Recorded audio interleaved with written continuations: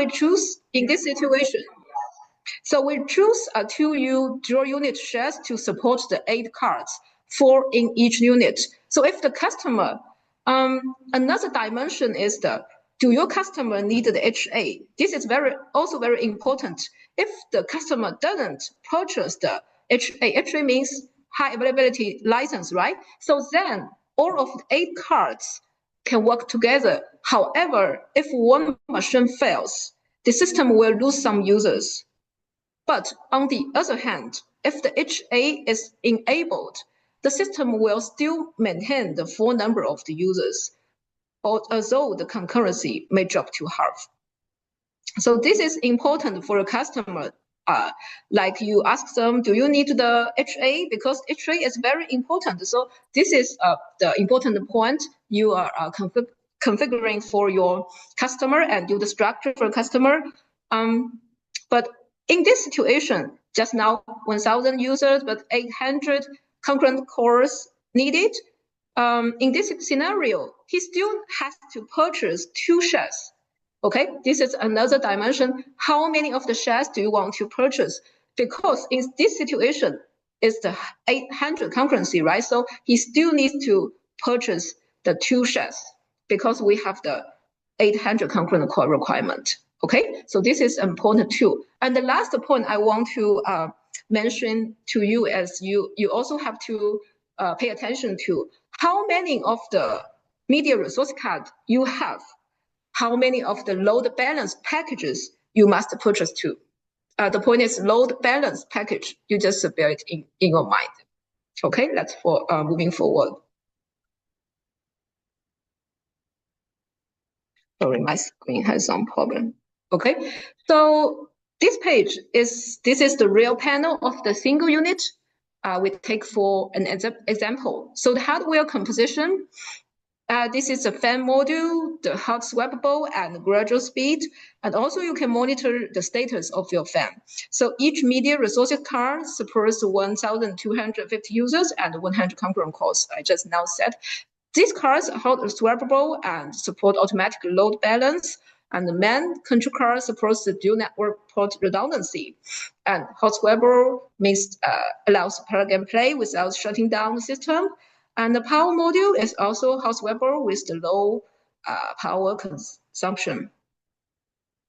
And also all the items we write here, we have the telecom grade professional hardware platform, 99.99% telecom grade reliability and dual power redundancy and dual network port redundancy, and also the main control card redundancy. We have the automatic load balance of the media resource cards. The active standby switch will less than 5 seconds. So this is the physical connection of the dual units. The high availability architecture, when deploying 2 units in the HA mode, the media resource cards are distributed across both devices. For example, you have the 7,500 extensions. Each 3 cards are inserted equally in 2 devices. So here is the real panel. Here we have the cascading connection here. So both connection to the network, like we just introduced, a virtual IP address is used for external access. So we have that even during upgrades or failure, the user access remains unaffected.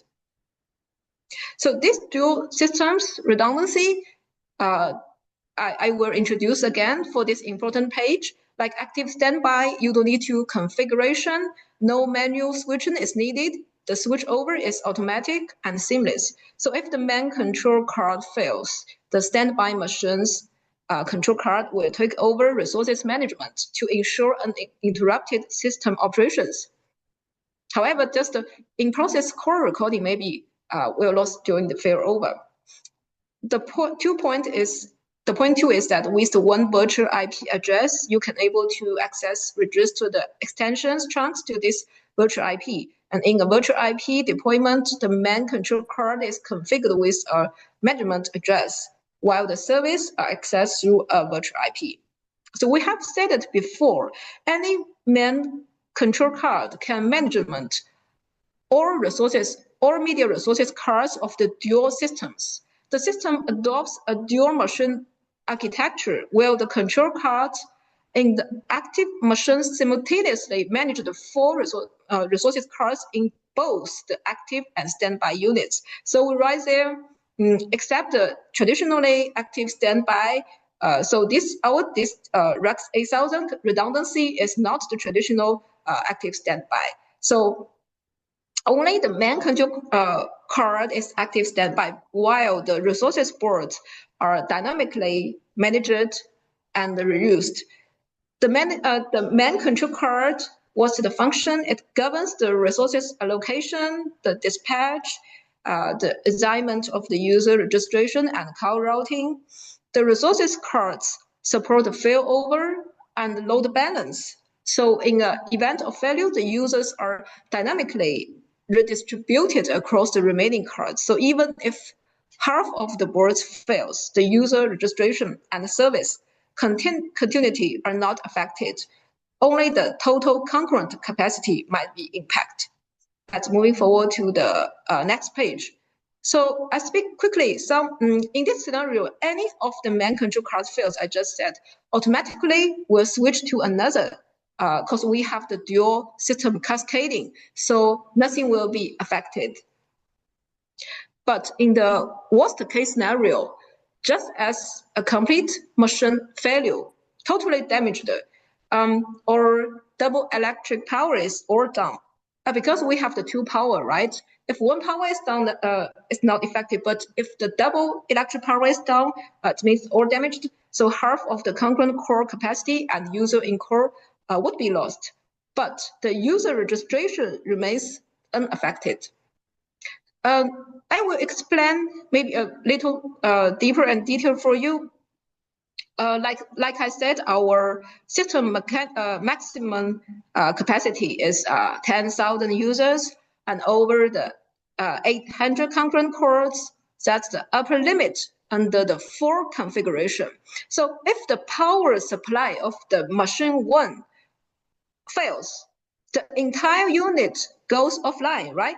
The machine 2 will automatically take over all the users from machine 1. The machine 2 can fully support the 10,000 users, meaning the registration stay online, the concurrent core capacity will drop to 400, since only half of the media resources are now active.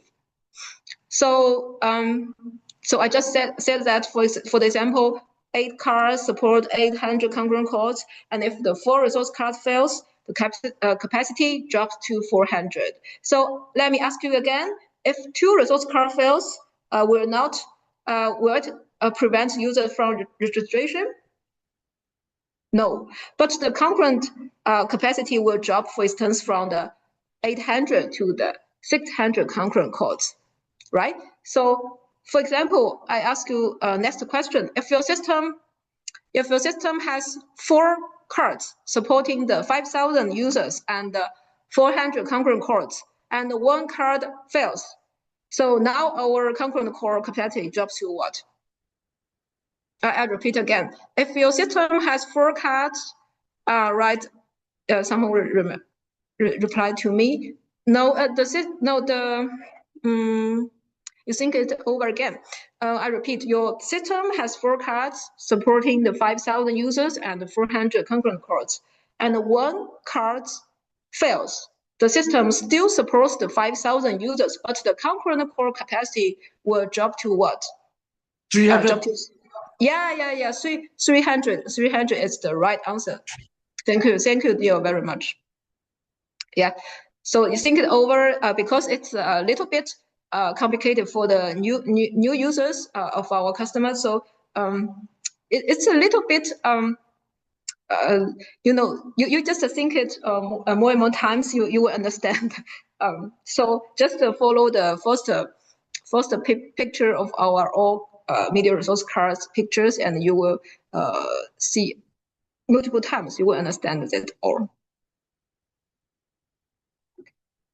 All right. My computer still again.